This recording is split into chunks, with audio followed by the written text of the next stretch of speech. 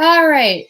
Hello, welcome to this live stream and happy 1st of July and happy Wednesday too. It's a great day because it's a new day. It's still morning. I wanted to ask you guys a question, and this is the whole video. This will be an hour, and if you just want to cut everything, just go straight to my Instagram. I posted this before all the COVID stuff, probably like the first week of it. And that's what I'll be talking about. The reason I'm doing this long video is because I'm going to be doing a small segmented series of videos later on. So if you want to learn something, you can comment, you could do anything, and I'll try to put that in later on. So the question I have for you is, what is one chore that you probably don't like to do? Maybe something that takes the longest to do. I would have to argue that it's laundry. Hopefully you can see this and it's not reversed because that's how all my notes are. But basically you have to sort all the clothes, and then you have to wash them and dry them, and you have to fold it. And if you're lucky, you might even get to the stage of putting it away. Maybe you have your parents do it for you, but even then, if you're like me, it probably still takes like a few days or a week to put it away. Now, if you sort all your stuff out and you use soap, then you have the ability to go into your cabinets, your wardrobe, your closet later on, and start your day fresh to pick out anything that you want. But if you don't, you're stuck having to dig your hand in dirty, disgusting laundry that might not have had to been washed. So today we're talking about stress. And stress is a lot like laundry. There's so many steps, and sometimes we don't finish it all to the very end. We don't even use soap sometimes because in the beginning it's really hard to sort. So this is similar to, maybe you don't want to use the laundry analogy, you want to use climbing a mountain. You don't want to have stress in your life anymore. And the reason I use the laundry analogy is because at the end of the day, even the most enlightened popes, monks, saints, and nuns have to do their laundry at the end of the day. It's about having and building a healthy relationship with stress instead of fearing it and never coming to terms with it. So it's the same thing as climbing a giant mountain. That's your goal, and you have all these expectations. Everyone's telling you, this is what my mom and dad did. You should do this. This is what my friends did. This is what you put in your backpack. Essentially, you're putting heavy rocks in your backpack without even knowing why it's there, and you just have all this judgment because it's valuable to you. So you go up this giant hill, and by the time you get halfway through, you see an experienced hiker shooting through the breeze, and later on he stops you and says, "Why are you carrying a bunch of rocks? That's what's slowing you down. Take that stuff off and then go on your journey." And you find that it's actually true. It works. It's the same concept, analogy, if you don't want to use the backpack full of rocks or laundry, as wrapping a bandage that had glass stuck in it. You can wrap it up, but if you don't take it out, it's still going to be there. It's still going to hurt every single time you move it. So if you don't sort out what your stress is, what's really bugging you, you might be staying there for longer than you anticipated or wanted. Essentially, at the end of the day, within 3 minutes in this video, if you cannot giggle about it, then wiggle. If you're working for a long period of time, stop working, stop stressing, and get a 1-minute break, a 5-minute break, even a 10-minute break, just to move, or even sometimes it's not even moving, it's moving your vocal cords and singing. So that's the biggest takeaway from this whole thing. Our stress is a lot like the 5 stages of grief. And I want to ask you another question. Have you ever felt disgusted? Like, gross, why would I do that? That's not something that I would do. That's not me. Or fear, like, why would I do that? I don't know what to do. I just suddenly remembered I have to do this thing and it freaks me out. Maybe you're sad. You're essentially confused. I don't know why this is happening. So you're just sad about it because nothing seems to work. You think about the past, you try to fix it, and it's still the same outcome every time. Or maybe you try to fix it and you just get angry. Really, just not, it's supposed to be this certain way. It's always this way if I follow the routine. And it's really hard for us to get to happiness. So I don't know if you can see Joy over there. She's on my mirror. So maybe if I could like move my little, see? The light is the joy, but you kind of have to find it. So again, all these feelings are the 5 stages of grief. And I'm trying to cover this up because I want to play a game with you guys to see if you can identify the 5 stages of grief and the emotion attached to it. So the first one is denial. And I want to also start by saying that grief could be change, it could be growth, it could be stress, it could be information that's new to you. So it's not just loss, it's not just grief of losing someone who passed away. It's just grief about growing and changing and living life, essentially. Doing your laundry that you know you have to do. So the first one is denial.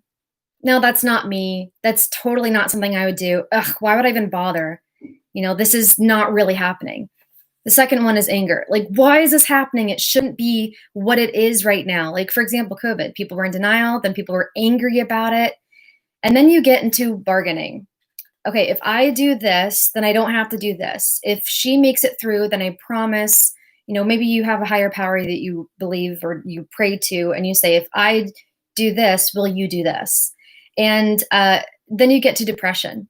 I sent my brother a video yesterday of kids going to bed, and essentially they hit all 5 stages. They hit denial. No, it's not bedtime, it's playtime. Anger, why are we changing the routine? We always do what I want to do. Bargaining, Mom, I love you. Mom, I love you so much. So if you love me, you'll let me do this. Depression, I'm crying. Mom, right? And then the last one is acceptance. It's very interesting that a lot of people who are depressed, people say that, you're very morbid about the way you think of life. However, studies have shown that those who are depressed are more realistic. So is it any coincidence that those who are really realistic, they're realist, tend to have a morbid way of thinking? So don't feel bad for the thoughts that you have. It's completely acceptable because that helps you get to the stage of acceptance. Now imagine that you're typing and you break your finger or it's sprained or it hurts. There's a splinter in it. And you have to learn through all this 5 stages, it's not hurting. No, actually, I'm angry that it hurts. Okay, fine. If I do this, well, no, it actually still hurts. Okay, well, now I'm sad, but I have to accept it. Now I'm typing. Now you've adjusted your way of life, and you have to appreciate that you can still move and function. When you get the feeling back, then you're very appreciative of the feeling in your hands. It's essentially being grateful and looking for that happiness. So the 5 stages of grief, did you catch all the feelings in there? Okay, you have denial, which is distractions or discounting something, disgust. It's kind of cowering from what's really going on because you're in denial. And essentially it's procrastination. So ADHD people with depression, people who are known in school to procrastinate. Hello, hi, how are you? It's because you're just in denial. It's not due for a few days. I'll get to it. I've been there. It's really bad. Anyway, then the next one is anger. You're bitter about something. Maybe you're hostile about something, and you still want it a specific way because if you follow a certain pattern, it should be this way. And then you get to bargaining, which is anxiety. Cowering, maybe like I'll do it later on, or if I distract myself now with something good, then I'll go back to the thing that I know isn't as good. But if you're going to go back to something that's not good, you're not going to want to do it because it's not fun. So you're distracting yourself, and maybe it's still a little bit of disgust in the beginning. Ugh, why would I do that?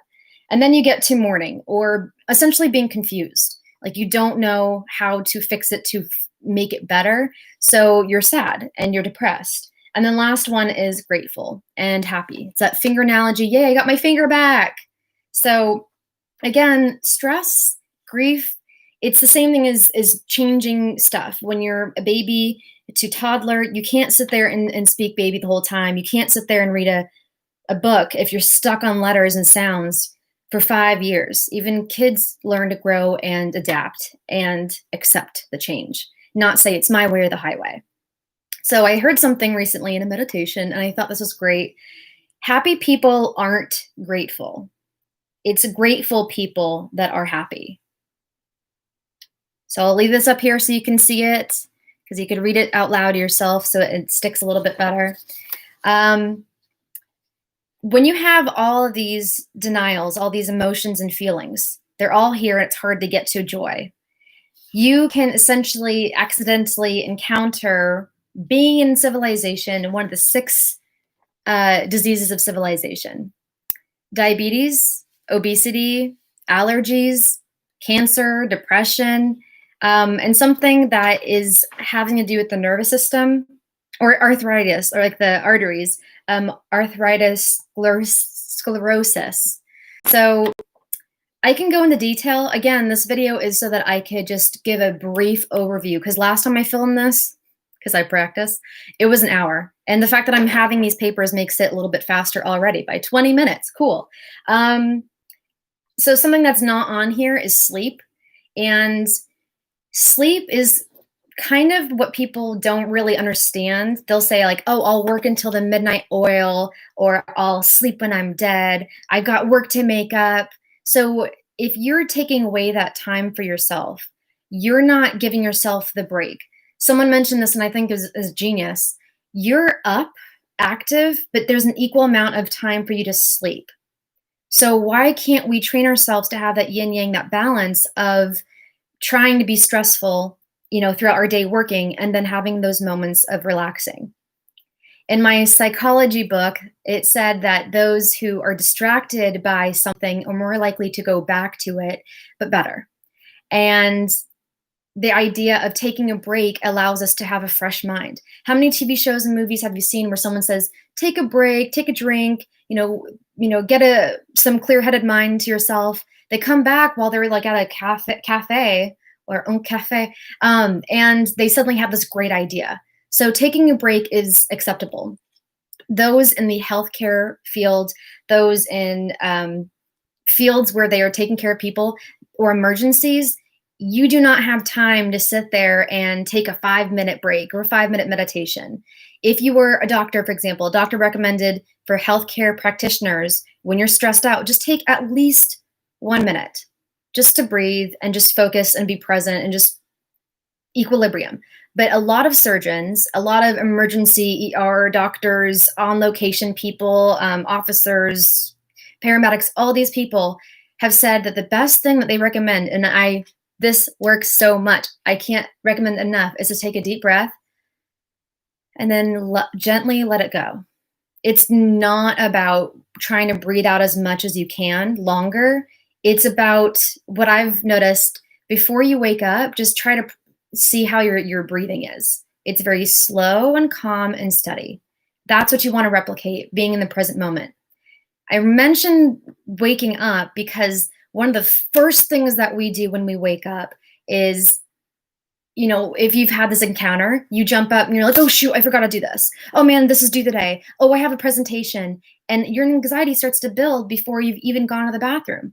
So recommendation is to meditate, even if it's just sitting by yourself, doing nothing, breathing for a minute or so, because it gives you a clean, fresh slate.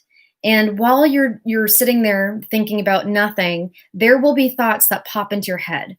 But just like a kid watching some clouds pass overhead, let that thought come into view.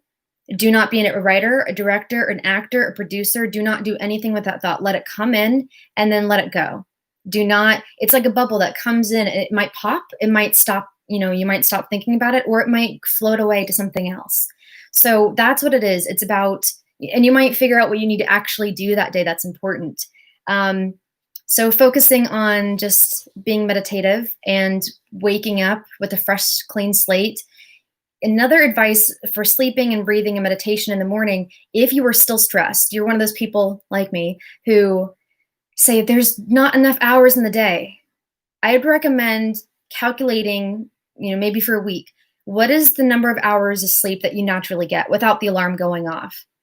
If it's 7 to 9 hours, then calculate that into before going to bed, and calculate, for hygiene's sake, half an hour to an hour before going to bed. Turn off all the lights, the electronics, maybe not the lights, because if you want to read, just no electronics before you go to bed. That way, when you wake up, you're more likely to be energized and take the day without caffeine. You can take the extra hour that you wake up. So you wake up normal time, and then you start adding one more hour to wake up. So if you wake up naturally at 6, then you can wake up intentionally like it's work at 5 o'clock. And 5 o'clock, it's so quiet. You could do whatever you want. Maybe you want to balance your finances because you never get around to that. Maybe you want to work on a hobby, your side hustle, your a workout. And what I've noticed sometimes is sometimes I like to clean because I get home or I get so tired or lazy or burnt out that I don't get around to doing it. So have that moment, that 1 hour for yourself. Most journals that are about productivity, they don't normally start until 6 anyway. So this is something that you could do. If you have a lot of things you have to think about in the morning, or you're stressing out, or you're getting emotional about something, or people have told you you're too sensitive or you're too emotional, it might be one of 3 things. We have a tendency to catastrophize. And there are 3 key components to when this happens. One is ruminating. We focus on it. When you bump into the lady at the supermarket, or she's screaming, or a guy yells at you in the freeway, or something bad happens at work, essentially, you're stopping and thinking, what could I have said? What should have happened? This is what I'll say next time. This is perfect. The next one is magnification. Now, I call this the fear for fruit. I had mentioned this on my Instagram, and last week there was actually a funny news article about this. There was a emergency in Germany, and people had to be rushed to the emergency room. Paramedics, firemen, police officers, they were all called on location because there was a box that smelled so bad. It was so disgusting. Never before had these smells been smelt before in the world of this country. And they were trying to make sure that it wasn't poison or a chemical. It smelled like rotting food mixed with socks, enough that people had to be sent to the emergency room and evacuated from the area.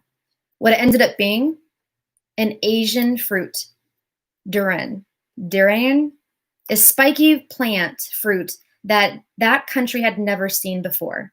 So fear makes us think of all these different things when it's Occam's razor. It's the most simple thing out there. So if you don't magnify it, oh, it's a crazy thing. It reminds me a lot of old fairy tales, myths, legends, lores, because they would think there was a ghost, and nowadays we realized it's the wind. Or they would think about witches, and nowadays we realize it's medicine, it was herbology, it was practices of that. So before you make it bigger, you might want to get education so you're not as scared. And the last one is helplessness. We all love that feeling of being taken care of. We have that memory of an aunt, a guardian, a parent, a friend giving us food when we said, I'm hungry, basically kind of babying us. But there's a point where we have to learn how to be self-sufficient, and it's hard, it's scary, I'm not gonna lie. But we need to learn how to get past this. The reason I'm saying this is because I know that you can, okay? You've persevered before. You will persevere again. So all you have to say now is, I am persistent. Or if that doesn't float your boat, you can say, I've survived before, and I will survive again. Destiny's Child here. I am a survivor. So whenever you come across stress, just remember that. The thing about stress, and I want to go back to the helplessness here. Helplessness, when I mentioned the parents, we loved, for example, our mom or whoever the caretaker was, maybe your grandparent, and they needed to be empathetic, understand what's going on in themselves, to be there for you and other people. And that means a lot of emotion. So it's something that we need, something that we crave. It's something that we kind of fall back on in worst case or bad times. But my question is, if emotion makes us feel safe and loved, why is it something that we demonize and say, you're not allowed to have emotion? You're not allowed to ask questions, grow up, be a man, grow a pair, or you're not allowed to be angry. You're allowed to only be doing your job. You have a great life. Why do you have to complain? We are allowed to feel these emotions. And anyone telling you, I didn't make you feel that way, They don't get a chance to actually say that. There's no reason to believe that. Things happen really quick. In fact, emotions last 60 to 90 seconds. And the whole rumination thing, it will last longer if we ruminate, magnify, or feel helpless, if we keep thinking about it over and over again. So if someone is talking to me and they're insulting me and I just feel like my face is going red, my body is starting to bubble and boil up because I'm getting insulted. So I might slam my fist on the table. Or maybe this scenario. I slam my fist on the table and I don't really know why. But then I realize that I'm bubbling and boiling, and I realize internally it's because I'm angry at what just happened. Or maybe I can feel myself thinking that I don't like this, scenario, and I bang my fist on the table and I realize that my blood has boiled over. The example I'm giving is there are 3 components to our emotions. And there is no way, if you are a human, that you can shut this off because it's an instant reaction, 60 to 90 seconds. It is what you're thinking, the bodily function that you're feeling, and the action that you do afterwards. So those are very important. And to say that you're too emotional, you're too sensitive, you're not allowed to ask questions, you're not allowed to be angry, you're not allowed to be sad, you're not allowed to be anxious and fearful, is to deny that someone should be human. And when you have a support system like that, that denies that they made you feel sad or that you're making it up or gaslighting you in some way, it is so destructive because you don't feel like you're allowed to be human. And it wreaks havoc not just on your world, but everyone around. I'm not going to go into detail. I'll go into my other video. But emotions, again, last 60 to 90 seconds. And emotion is just information. Emotion is the feeling that pops up. If you can analyze the emotion, okay, last time I felt hunched over and cold, I think that was me realizing I was sad. It's feeling, it's not right, and it's not wrong. So what emotion is, what stress is a value system. It tells you what's arousing you, if you can see right there. So if you are, if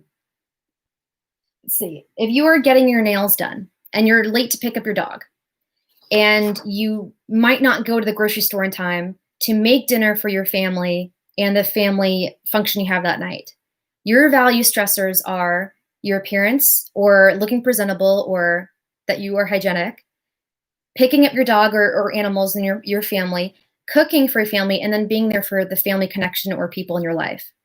It's not bad to be stressed, but when you slow them down, you can be present with your emotion, which leads me to being aware of what you're going through and being present.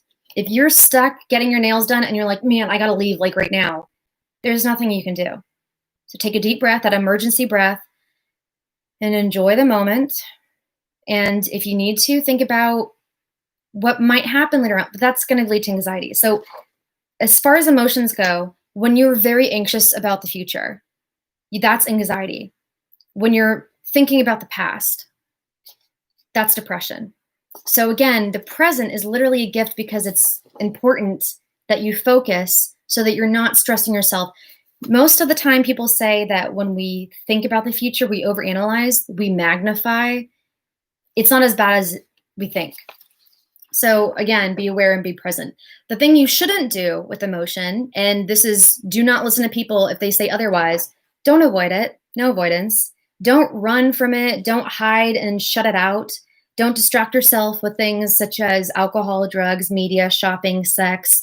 And this is a big one because a lot of social media has peer pressured us, put value judgments down our throats. And maybe that's not what we value or who we are, but we're told that that's what a man is, that's what a woman is, that's what a whatever is. And then we start to feel judgments. We get distracted by all the judgments and things we're trying to follow. We're putting more rocks in that backpack. And then no swallowing, when people say like grow a pair, don't show emotion, so no swallowing hard or tightening or hardening. You'll feel it in your body. And essentially what happens when you don't let your emotions go free or expression or whatever, you might have things like grinding your teeth at night, like TMJ. You might wake up with a sore neck and back. If you're working for a long period of time, your lower back might actually hurt.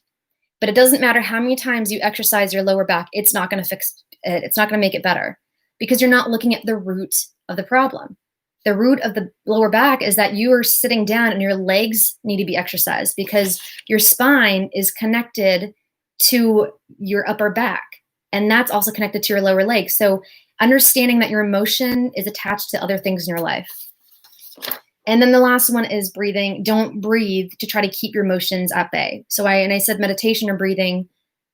Don't sit there and try to say, okay, I'm in the present. I'm not feeling angry. Honestly, if you're feeling angry, what I love to do, this has helped me out so much, like save me days, is to say honestly, okay, I'm feeling vulnerable. And I'm feeling vulnerable because I'm sad. Or if you don't know the emotion that you're trying to figure out yet, you can say, I'm feeling sad because I was looking at the TV and I don't have that experience with family or friends. I want to also mention that when you are lonely, that's different than solitude. Lonely is when you're doing comparisons. Solitude is when you're comfortable with who you are, where you are, and you don't need to have fear of missing out or follow the crowd. So emotions are really important to express. What you need for yourself, especially with emotions, and again, every single one of these papers has like another video attached to it. So you need to have forgiveness. Whatever you're feeling, even if it's guilt, even if it's anger, resentment, forgive yourself for those feelings. Know that you have flaws, but when you know what they are, you can say, okay, I'm vulnerable. This is what I'm feeling about. And what can I do now? In the present moment, what's next? So when you forgive yourself and accept, then you can move on, which goes to self-acceptance. Understand what you're going through is real, the good, the bad, the ugly, everything else. Be there for yourself. I have this girl I follow on Instagram, and she had mentioned it's such great advice that she wants to be in a relationship with herself so that she can love herself unconditionally. She does not need a man. She does not need, specific people, so that when those people come in her life, great. And when they leave, she's not disheartened and broken. Love yourself, love yourself, love yourself, love yourself, so that when someone leaves, you still love yourself. And then the last one is to connect with your support of people. So the people who are saying, well, that never happened, you're making it up. If you're on the journey to try to be better as a person, they might not be there yet. And they might not be ready to even be in the anger stage. They might still be in the denial stage because they have low self-esteem. They don't accept their issues, their problems, their feelings, what they're going through, because you're thinking they have to do all this stuff. They're trying to move forward. So some things that you can do to combat this. Now we're getting into the positive part of it. Taming the stress response or therapeutic lifestyle changes is physical activity. Getting your mind moving. I will talk about this in another video as well. Omega-3 fatty acids. I've had people say, pescatarian, vegan, vegetarian, like, where do you get your fat though?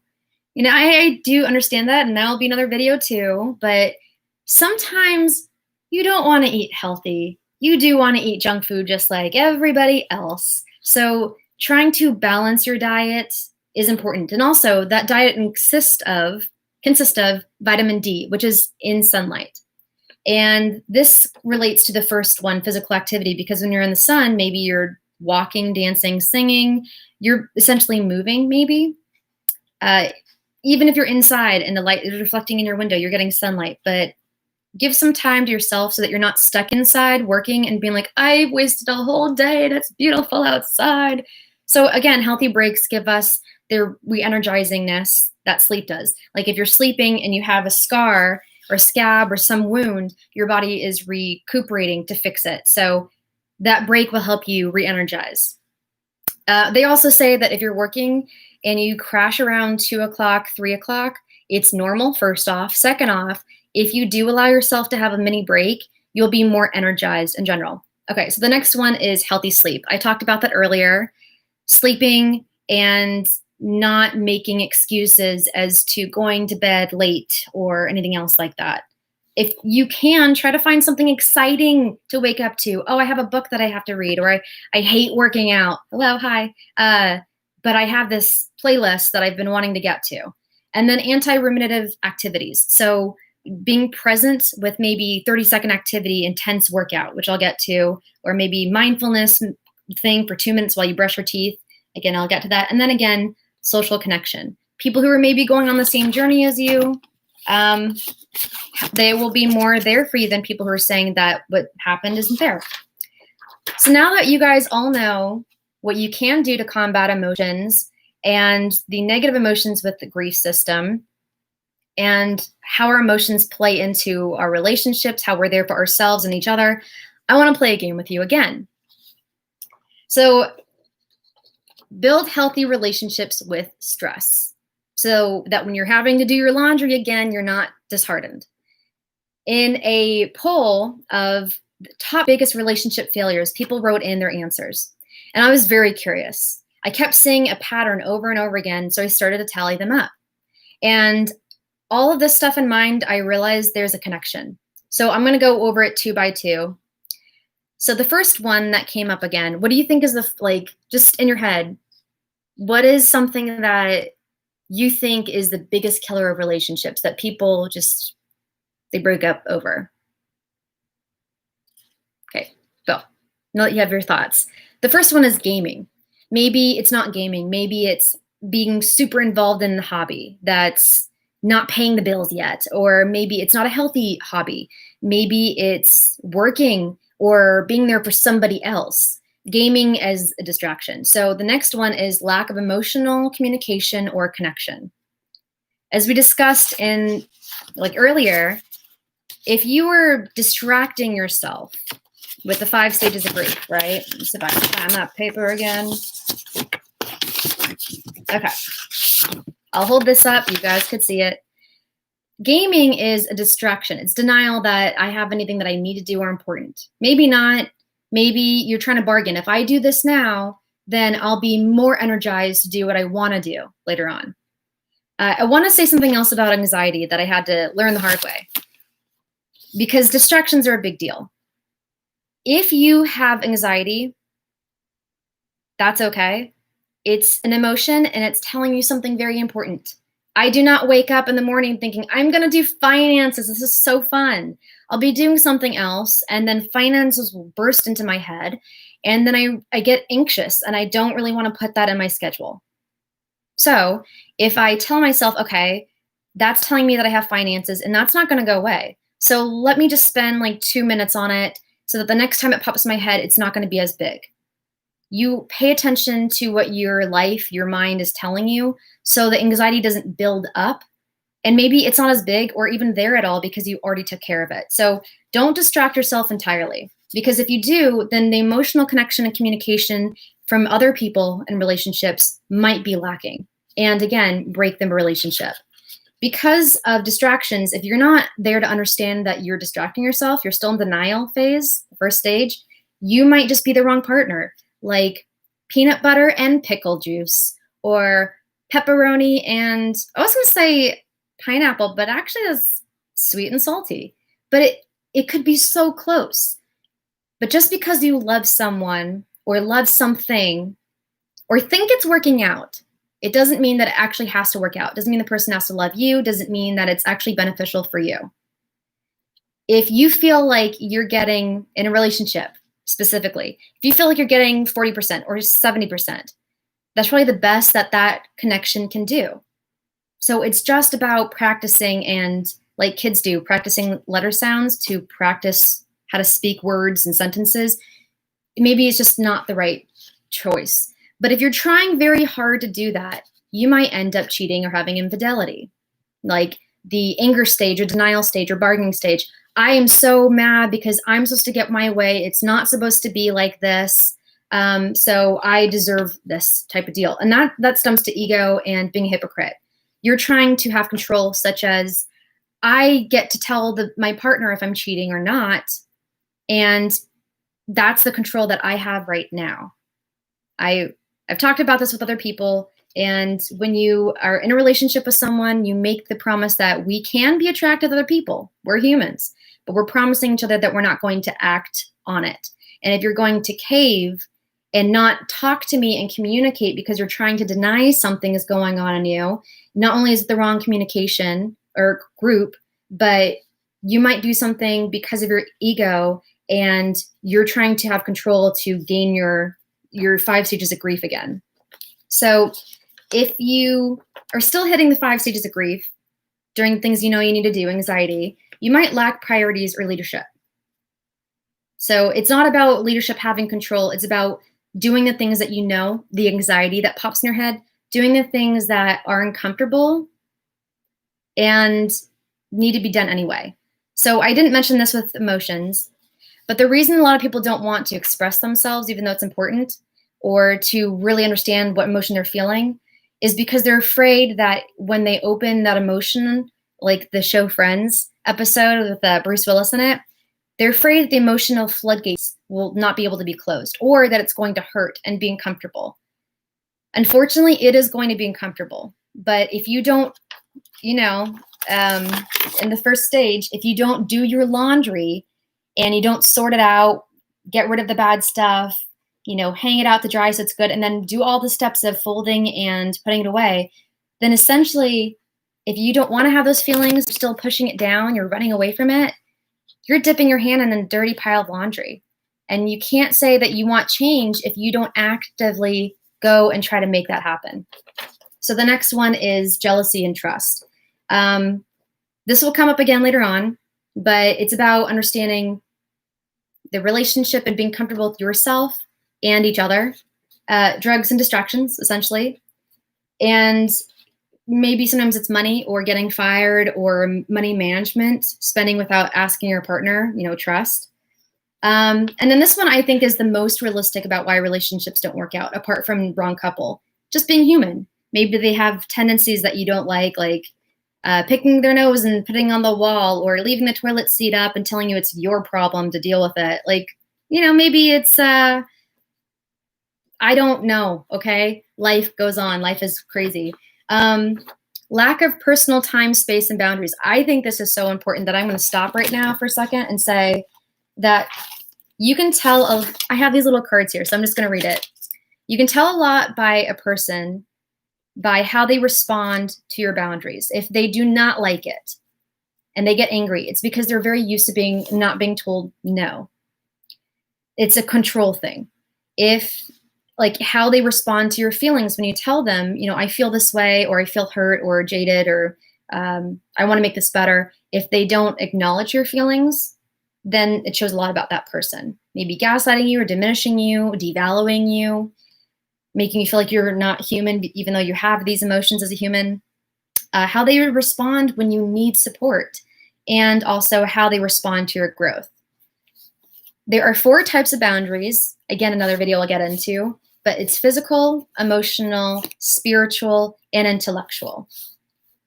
Which, look that up if you need to. I'll do this for now. So if you need to pause the video, it was on my Pinterest and I decided to print it out. So near the end, expectations. The heavy backpack, we're putting rocks in our backpack. This is what girls need to do in the environment. Hello, official Jenny B. Oh yeah, I think I'll post the live as far as Miss Branch.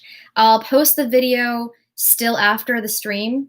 So, because again, I need to make all these little videos for other people. But again, expectations. You're putting you should, you have to, all these things in your backpack, trying to go to your goal, your life, and it's heavy and you don't know why. And it's because all these expectations.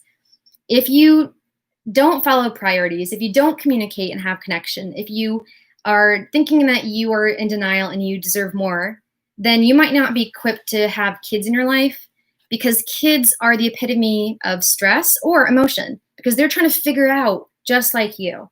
And if you want to have this world better, then you need to figure out how to make your life better first. Be the example. And again, dishonesty is similar to cheating or being trust. You could lie because you're scared of someone seeing you negatively. There are reasons of why we lie, but the way that I see it, if you lie, you're taking time out of your day later on in the future to try to explain it, and maybe having pressure to remember all the facts and who you told. So it's just easier to be honest. And then the last one, I think, really is the epitome of breaking a bad relationship, is resentment. You are trying all the stuff in your list. Your partner's not doing a single thing. You're still in the first stage of denial, of the 5 stages of grief, that it's not them. They don't have to do anything. They don't have to make sacrifices or be there or anything else like that. And then you just decide to leave because it's a one-way street. Your energy is lost. Remember that fruit I talked about? The paramedics coming because they thought it was like a bad bomb or something.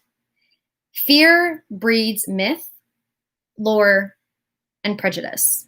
So if you understand and you're willing to do the research and the work to learn and educate before you jump to a snap judgment, you're going to be better off. I've always said, I'll just use feminism, for example. Scary, right? I can't call myself a feminist if I have no idea what the other side is going through. To be told they're not allowed to ask questions, they're not allowed to even be curious, which is why a lot of them could be sad. That's what sadness is. You don't know what's not working out, so you can fix today. So if you can't ask questions and you're always supposed to have control, it gets crazy. So I needed to understand, I understood my side, but I needed to understand the other side and educate myself before I spoke with negativeness in my heart. I needed to build some knowledge so that I know, okay, this is where I actually am. This is where my actual viewpoint, because I've seen both sides. And this should be everything. I personally, the fearful fruit, the durian, I love Asian food. It has so much symbolism and it's different ways of cooking. It also teaches you history and gives you smells without even leaving your kitchen. So the more that you are immersed in other places, the more you don't have to sit there and say, well, my place is better. There is no right and wrong with emotion. There's also no right or wrong way to eat food or have food. And also, there is no one right way or wrong way to live life. We're all just trying to figure it out in this crazy world, and just respect. Just respect that people are going through their own thing. So that's been a lot of negativity with relationships. So let's go to something positive. Did you know that you have 6 senses? Yes, that's right. You already know the first 5. Seeing, smelling, hearing, tasting, touching, that's my hand. And also the last one is, if I told you to count to 5, maybe your internal is more like this. However you're counting, or maybe I can say, can you remember what your dad's face looks like? It's causing you to try and practice training your brain to remember. If you are blind, for example, you practice the sense of touch, or you might be more practiced in hearing. Or if you can't hear, this is really long tangent. If you can't hear, but you want to be a musician, you can feel the vibrations of the drum and how that's resonating with you. So you can still use all of our senses because we practice it over and over and over again. And kids have to go into the doctor's office to test how well they're doing. Even as an adult, you have to go in to see how well your eyes are doing. There are also, in other videos, practices on how to train your eyes, how to train your face for exercises, because we barely get to that. But the last one is thinking. And we're so used to shooting off our emotions that maybe we don't know how to calm it down, or maybe we don't know how to redirect it. So mindfulness practice teaches you that if you have a pain, like that splinter in your finger, number 1, you probably need to get rid of the splinter. But 2, if it's chronic pain, if you're focusing on, oh my God, it hurts, oh my God, it feels like my arm is falling off, your intenseness is going to start to build up. So if you focus on redirecting the mind, try to live with the pain. Okay, this is what it feels like. Okay, then it's not going to be as bad. There's a lot of immersive meditations, practices, mindfulnesses that you can do to limit this. And thinking is something that we just have to practice. The middle part, so one side is the right side, the creative, the artistic, the emotional. The left side is the logical and sometimes the happier side. The right side tends to get sad very often. And in the middle of both of those sections is something we call the insula, which is the emotional gut feeling that we get. Maybe you don't know how to distinguish it yet. If you've never grown up knowing this is sadness, this is, I'm frozen with terror, you might not know how to combat it or what to do when it happens. So practices of this increase our ability to deal with stressors the more we practice. And here are some practices for you. Good community. So anyone in your community who's scapegoating you or telling you that what's going on isn't real, maybe they're just not ready to take accountability or want to be there for you the way that you might have been there for them. So find community willing to be there. Practice with goals in mind. Deliberate practice, maybe ask people in the community what they think you should do. What I did with hula hooping, I did not know this was going to work at all. I wasn't doing it for anyone but myself. Having like a section where you can say, I'm going to try doing this. My goal next month is this, just to be accountable. So again, another video to explain just like this one sheet alone. Find happiness. So the analogy I used earlier of typing with a broken finger, you're sad, but now you accepted it. But now that your finger's back, oh, you're so grateful. I had to figure that out by myself to be grateful for my hand and finger movement all over again. People in the hospital. Some of them pass away and they never get to feel the wind on their face ever again, or they never get to choose when to be in the sun or to eat the food that they used to cooking or that would make them feel at home. So if you were to take a walk, enjoy the sun, enjoy the smell of a flower, enjoy the sounds of nature if you're in that area, enjoy, the fact, like last night, I was like, I'm so glad and grateful for spices. Oh, that's Silk Road of ours. So history buffs. So just find happiness because it will lead to an overall better year than trying to focus and say, well, I missed my trip that I was going to take in the summer because of shelter-in and lockdown. I can't afford this, so there goes my trip. Just find little tiny bubbles of happiness. Seriously, it really does help. I've been told that I find a silver lining really quick or I'm very creative, and I've just had years of practice. I don't even think about it anymore. But I still have problems too. So natural spaces. Natural spaces are things like taking a walk in the woods or in a forest or at a park, because there are natural chemicals in the air, that's why I said spray before, that release so that we feel more connected to the environment overall. This also relates to gardening. Ta-da!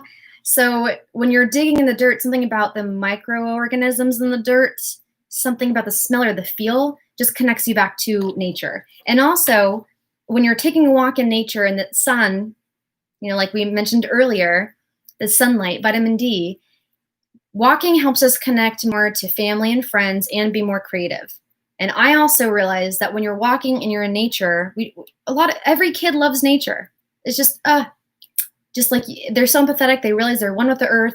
But the reason I like it and I noticed is because imagine you're walking, you see a dead tree fallen over and it has mushrooms growing on it. It's growth. But you also see a tree that has green leaves and some are yellow and some are brown, some are fallen already. You see a butterfly flapping really close to that tree's branch that has a squirrel that is finding nuts or a bird that has a nest there, but the bird's very close to the butterfly and it could eat the butterfly any second. That's scary.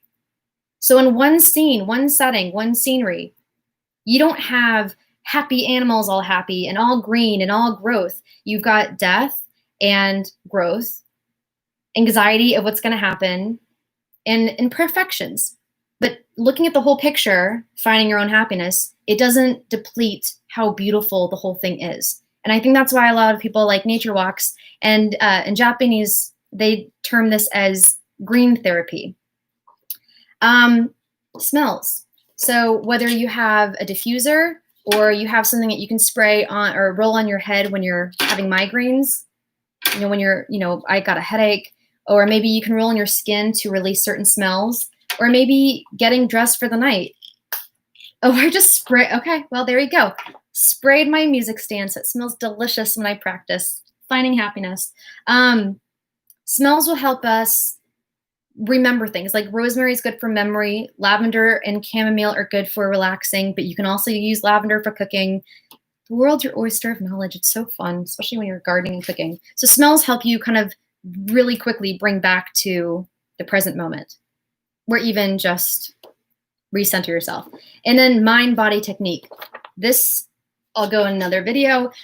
Sit for 10 minutes. Like I said earlier in this video, do not be the writer, actor, director, producer. Just sit for 10 minutes. Breathe naturally, calmly, like you're sleeping. Let thoughts come in and out like a cloud shifting shapes, and then or like a bubble that might pop or might blow away. And after 10 minutes, it's said to reduce anxiety, lower blood pressure, and have a connection of empathy, compassion, unity. There's so many benefits. I have to go in another video to explain this. So again, this is just the overall one. Loving kindness. So this is a practice where you basically think about how you want to feel good and happy. If you feel that you did something great and someone acknowledges you, you can feel how amazing that feels. So you tell yourself affirmations. I am loved. I am respected. I am happy. I am peaceful. And then you wish that for someone that you love, someone that you care about. And then when you give them that good feeling, you start to feel a little bit happier. Then you think about someone neutral. Oh, I saw this guy. That'd be weird if I hit the water. I saw this guy driving the other day. I don't even know his name. I saw this girl in traffic and she was singing. I saw this guy. He was giving me some weird looks because I was in the snow dressed as a surfer. Someone who's partial or neutral, maybe a grocery store bagger, barista, and you wish that person goodness. And this is the hard part. Sometimes it's even better to switch it and do the hard part first. Find someone that is hard to live with, maybe makes you angry, confused, sad, gives you feelings of hostility, and then you wish them that goodness. At the end, you wish the whole world that and say, I wish the world peace, I wish the world, and at the end, your compassion, your empathy builds up so you don't feel so alone. You realize the anxiety, the depression, everything else, everyone's going through the same thing too. So you're not feeling that loneliness of comparison, your solitude of, this is who I am, I'm tranquil, I'm happy where I am. 2-minute power pose. TED Talks have mentioned this. It's the same thing as when people are running and you're not supposed to hunch over because it's shorter breath span. You're not getting your energy and you're relaxing. You need to open it up and take deep breaths, even though it's hard for your lungs at that moment. So 2-minute power pose to kind of tell yourself and trick your brain, your insula, to think that you're happier. I did a report on this, and if you smile for 2 minutes, serotonin is released to the brain. The neurochemicals are released to pretend and give you this mindset that you're happy, even if you're just watching this video. So if you smile for 2 minutes, then it'll eventually start to make you feel happy. So if you have a power pose, you feel empowered. Breathing meditation, there are so many, whether you're trying to do it during yoga or imagine you're in yoga or you just woke up. Maybe your boss is telling you have to get the project done right now today, or you're trying to talk to a complicated parent at school.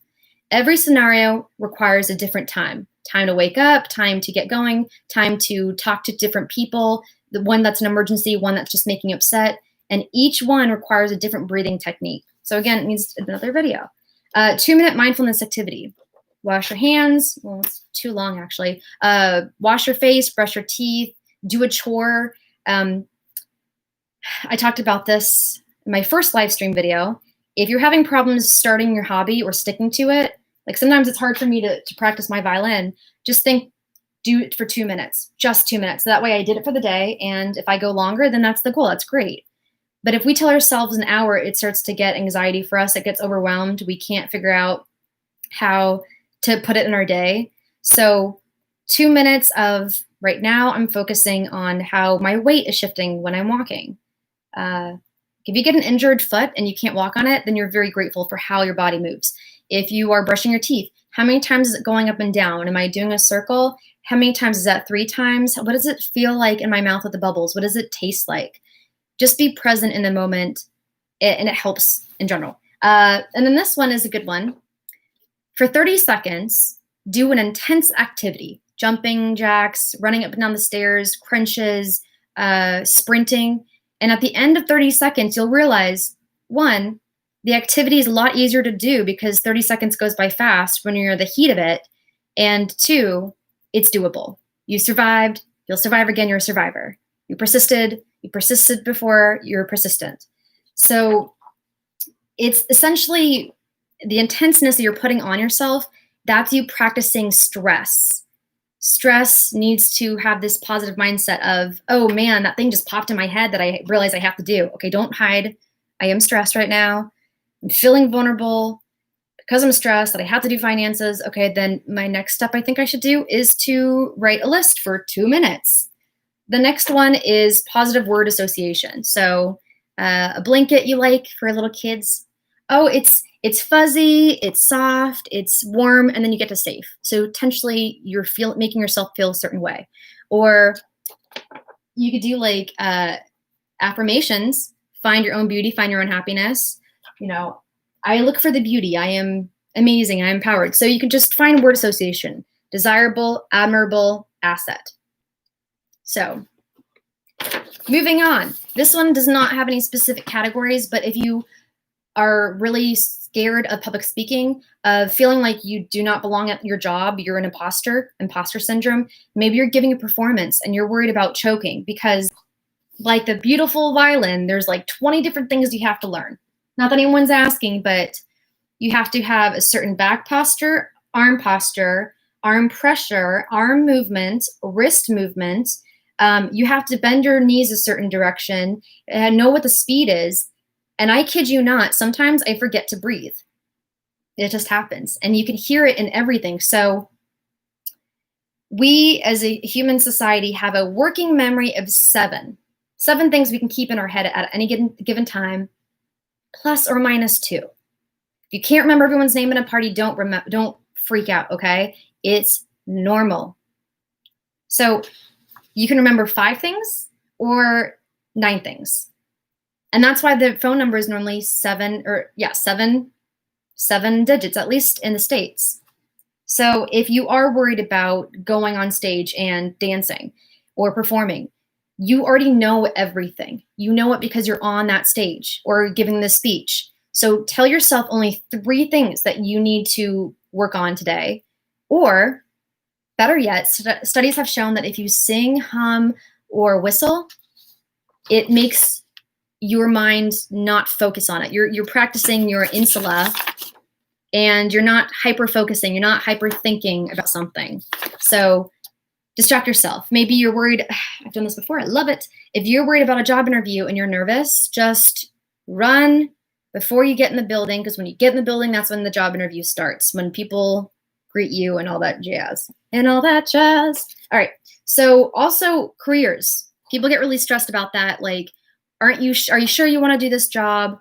Are you going to school later on? That's not what I thought you'd be doing. What is your major? A very simple, innocent question.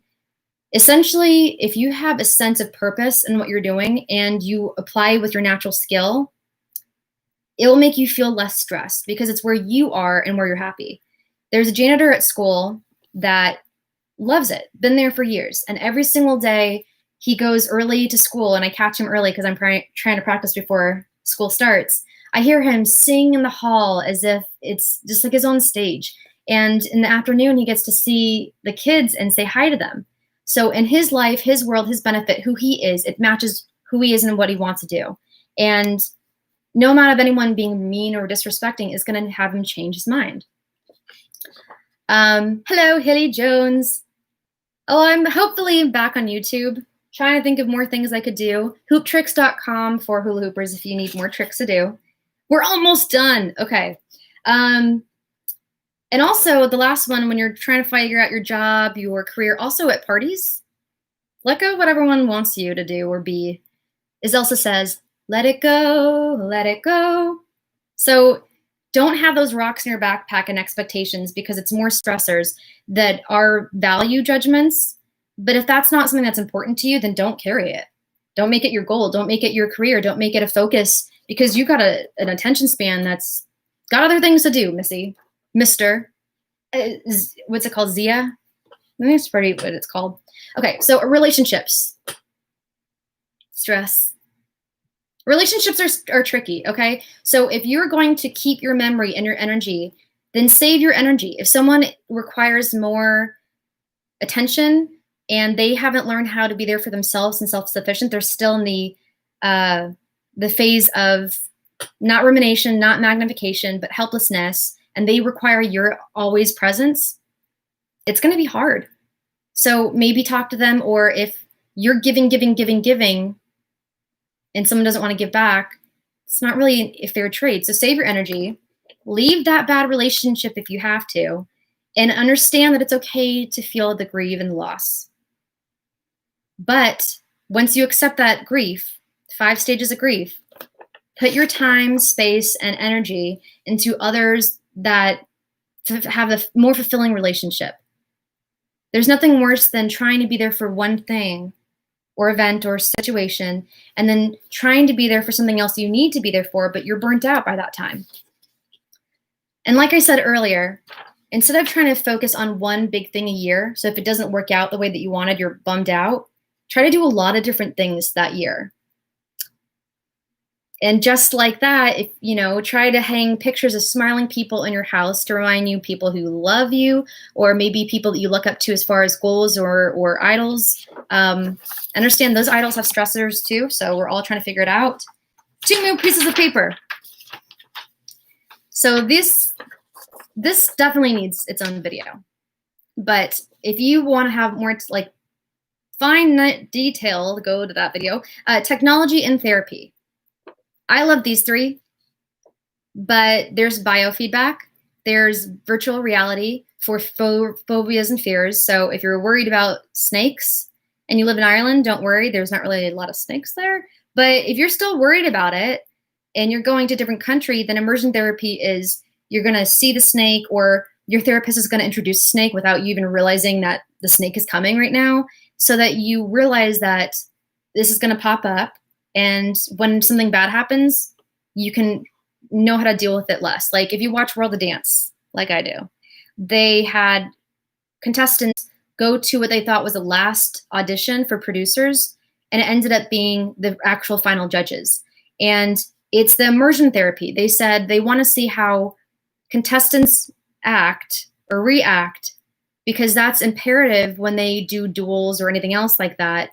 It's learning how to build stress resilience up, or shock. The next one is art therapy. A lot of people don't have words for the feelings they have in their head, so they just don't practice. So sometimes when they do art, they realize, oh, I'm very jagged. I'm expressive, expressionism. I am very curvy today. Oh, it's Art Nouveau. Or, I didn't think that I was that upset about something. Look at my artwork. That's art therapy. There's music therapy. So whether you're playing it, which is mindfulness, having to focus, or you're listening to it. Music is therapeutic. Everyone knows that, because when you go through a breakup, or you're feeling sad, or you want to get pumped up for a party or for a job interview or for a workout, it changes something in us to relate. And then visual. Again, I'll have to explain this later on, but receptive, programmed, and then outcome. So if you're talking to kids, maybe it's how you want the outcome to be, and you just have to word it differently. Like our word association we discussed earlier. Word association right there. So instead of saying, why don't you help clean with the rest of the kids? Or why don't you clean, like you said, why aren't you doing this? Oh, well, why don't you change it and say, do you want to be a helper? If it were you understood what was going on in yourself emotionally, then you could be there for somebody else. That's what that whole term is, the golden rule.